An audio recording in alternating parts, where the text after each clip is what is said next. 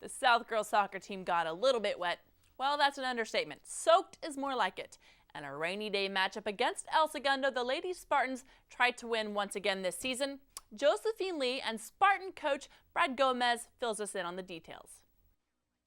The women of Sparta, coming into play El Segundo with a perfect record of 7-0 in the Pioneer League, are riding on one heck of a hot streak, winning 13 of their last 14 games.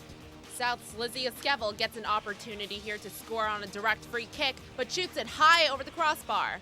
The senior forward leads the Pioneer League with 11 assists.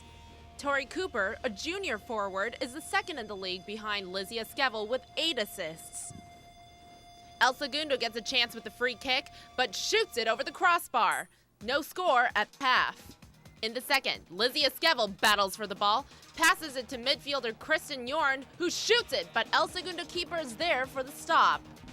The Spartans finish with a winless tie against El Segundo in overtime, only their second draw this season.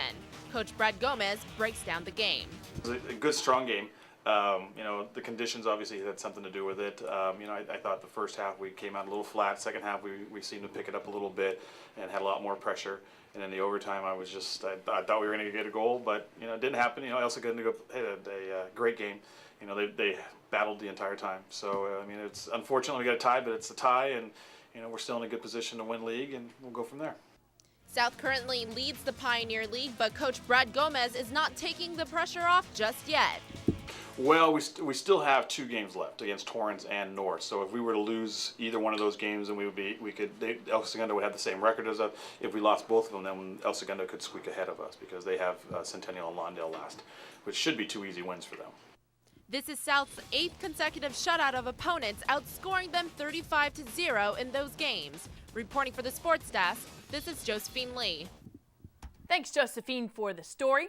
South gets them closer to the crown. This tie does, anyway. Let's take a look at a few more scores. The Lady Knights needed to win to stay in the playoff race, and they did over Mary Star, 3-0 to be exact. And it couldn't get any closer for that third spot in the Pioneer League than a 1-1 tie for North and Torrance. The Lady Warriors do a number over last place loser, 9-0. The prep boys soccer scene doesn't have many surprises this week. But West did top Miracosta 2-1.